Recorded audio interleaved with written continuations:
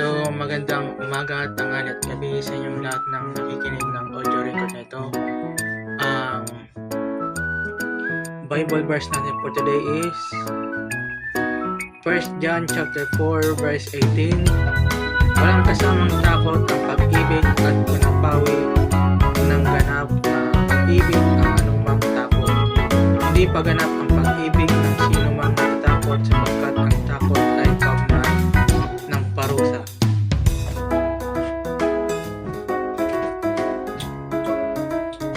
Psalms 36 verse 7.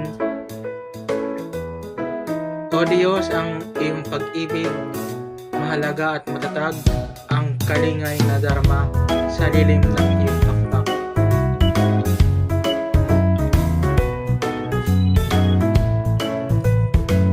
Psalms 139 verse 1 to 7. Ako iyong sinisiyasat, batid mo ang aking buhay, ang lahat kong hinging Yahweh ay tiyak mong nalalaman, ang lahat ng gawain ko sa iyo ay dinigit, kahit ikaw ay malayo, batid mo ang aking isip. Ako'y iyong nakikita gumagawa o hindi man, ang lahat ng gawain ko'y bawat iyong nalalaman. Di pa ako umiiyaw aking sasabihin, alam mo nang lahat iyon at ay di malilihim. Ika'y laging kapiling ko, katabi ko oras-oras, ang likas mong kalakasan ay ang sa akin nag-iingat. Nagtataka ang sarilit, alam mo na ang aking buhay. Di ko kayang unawain iyong karunungan. Saan ako magpupunta upang ako'y makatakas? Sa iyo bang espiritu, ako ba'y makakaiwas?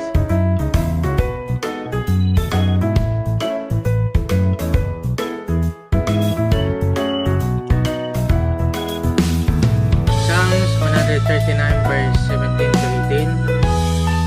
Tunay Yahweh, di ko kayang maabot ang iyong isip. Ang dami ng iyong balak ay hindi ko nababatid. Kung ito ay bibilangin ay sindami ng buhangin, sa sayo pa rin ako gumagana ang isip.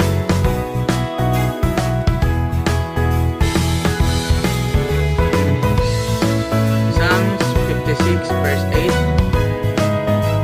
Ang taglay kong suliranin, nababatid mo ng lahat, pati mapagluha ko'y nakasulat sa iyong aklat.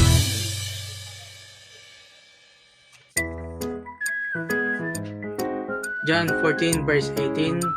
Hindi ko kayo iiwan mga ulila, babalik ako sa inyo.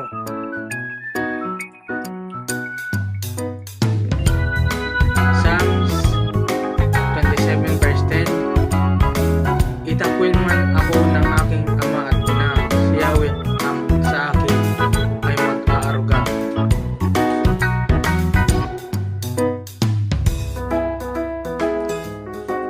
So, yun naman po ang Bible verse natin for today. Maraming salamat sa pakikinig. Paki-like, share, support, and repost na rin po itong audio record na ito. Maraming salamat.